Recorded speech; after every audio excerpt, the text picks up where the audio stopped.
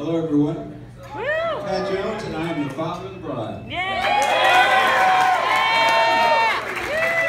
Although, because my wonderful wife Kim was a swim team mom here for 6 years, it was a pretty big deal. As a guy known as Mr. Kim Jones. This is where Kim and I had a wedding reception almost 30 years ago, although it was a different clubhouse and considerably cheaper. Kim and I and Steve and Deanna want to welcome everyone and thank you for coming today. I know some of you came particularly long distance, particularly on Michael's side, and we want to thank you for that. I wanted to send a special welcome to Michael's grandparents, Margarita and Ricardo Warnholz, and to Sarah's grandfather and great aunt, General Bill Bassnett and Charlotte Bassnett. I also want to thank Deanna and Steve and Margarita and Ricardo for putting together the video that's playing out on the patio. And if you haven't seen it, it's really pretty neat. Importantly, I want to thank Kim Jones, my wife, for all her hard work in arranging this weekend's festivities.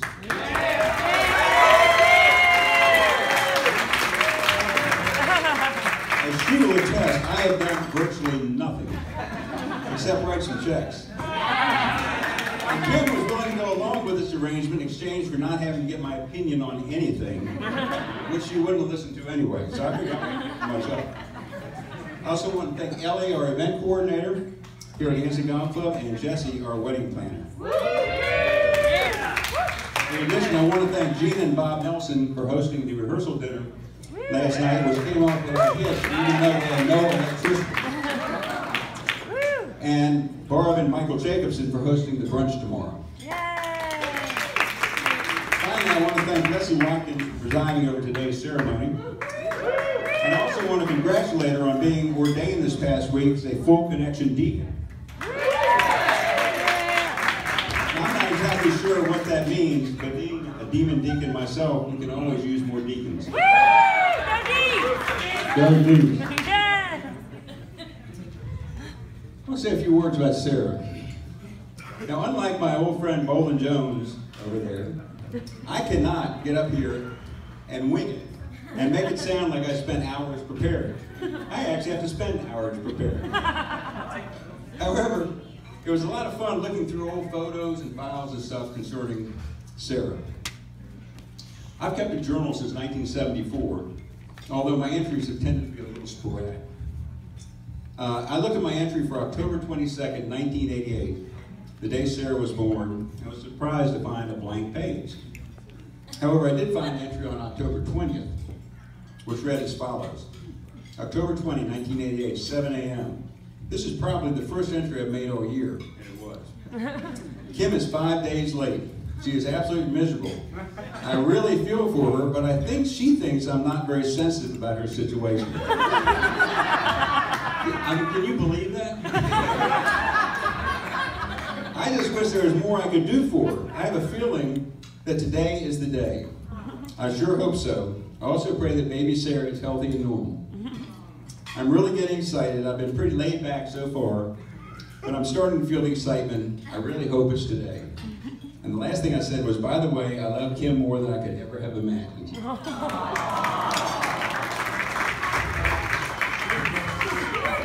Unfortunately, that was not the day.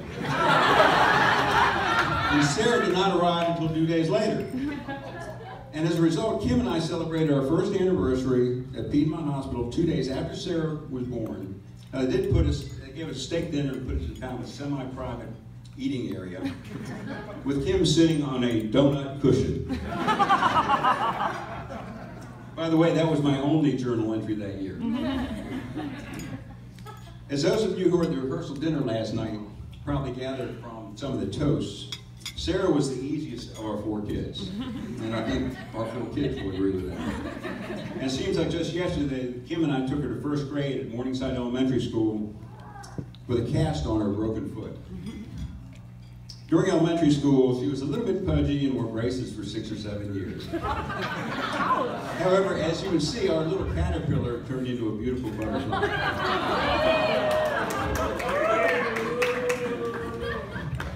I think that a lot of people who have met Sarah since high school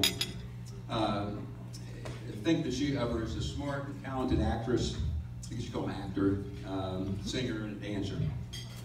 And while most people think of Christy as the athletic sister, Sarah was no slouch. I remember when she won the championship at one of her events at Druid Hills Golf Club in the swim team championship meet, and she started crying when she found out she did not beat her best time. She was named the MVP of the NYO Softball Majors All-Star Game in 2000. When she went 3 for 3 with 2 doubles, had 3 RBIs, stole 5 bases, and retired 3 straight batters from the pitch.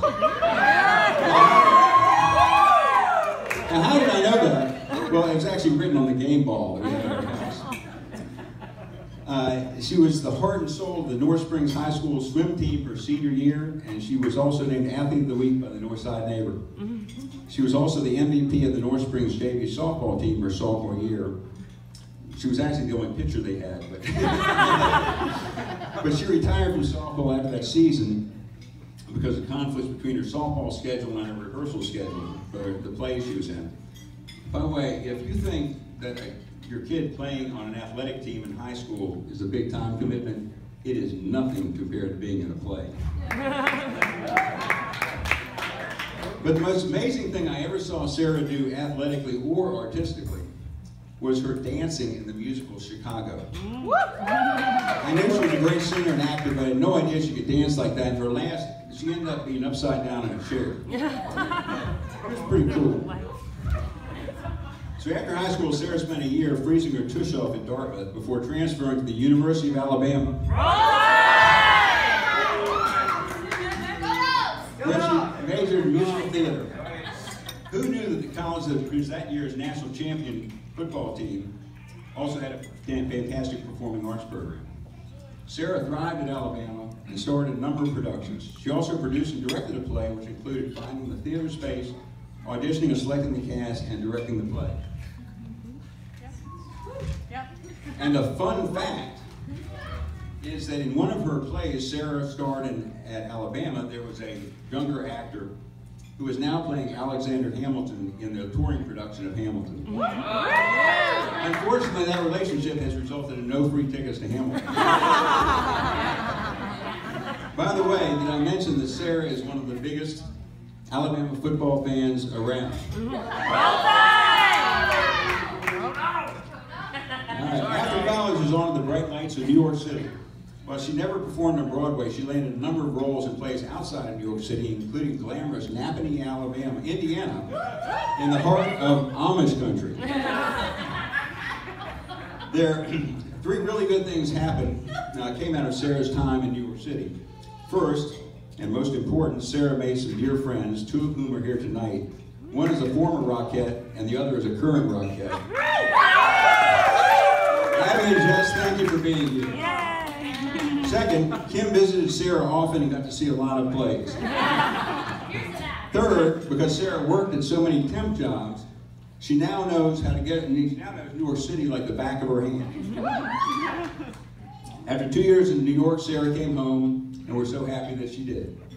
She decided she wanted to be a teacher, and after going through the Georgia Teaching Fellows program, which is the Georgia version of Teach for America, she's been an elementary school teacher the last 3 years.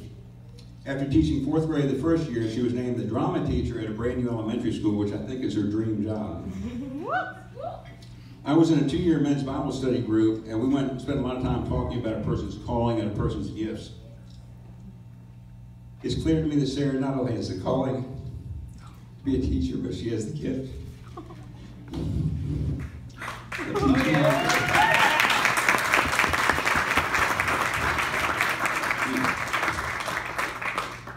Kim is Sarah's main parent assistant, and also helps with the musical. And I think it's really cute when the kids call Kim Miss Kim, and call Sarah Mrs. Jones. So I guess it'll be changed to Mrs. Hoffman pretty soon, hopefully. Mr. and Mrs. whatever. And as good as she is at teaching, I have no doubt that Sarah will be an even better mother. And she has been provided with the perfect role model for being a great mother, my wife, Kim Jones.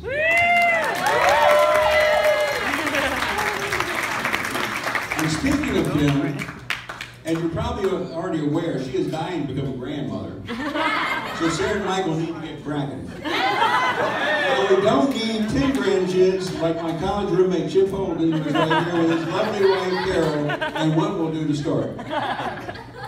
Sarah, your mom and I are so proud of you for all you've accomplished and the wonderful young woman you've become. And we're really excited for you as you enter this next stage of your life. Michael. Based on my research regarding Father of the Bride's speeches, I understand that I'm supposed to keep my comments brief and the heavy lifting is left to your best man. Michael, I want to officially welcome you to the family, although you've been an unofficial member ever since you met the Bassnet Boys.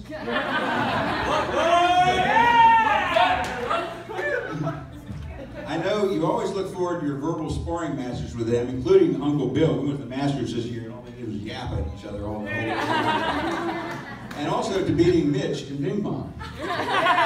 Oh, only it was a challenge. As many of you know, Michael loves ping pong, and he proudly displays some sort of plaque that says he won some sort of ping pong tournament in his trophy room that has just that.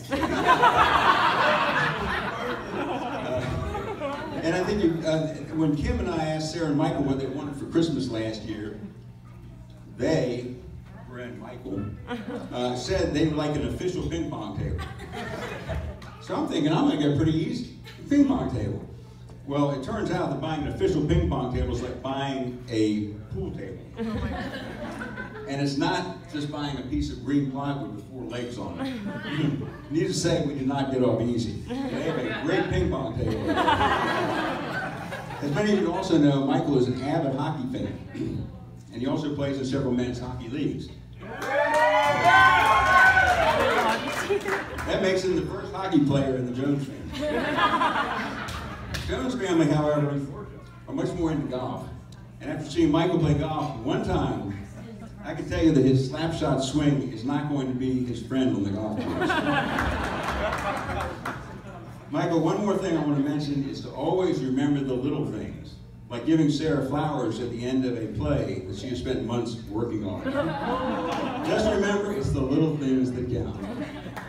So Michael, we couldn't be happier that you're now part of our family. Now I'm going to impart a couple of words of wisdom. Be true to each other, share your joys and your burdens, love much and laugh much, forgive as often as is required, and finally, be each other's best friend. Now I ask all of you to raise your glass and join me today in congratulating Sarah and Michael and wishing them all the best for a long and happy life. Cheers. Cheers.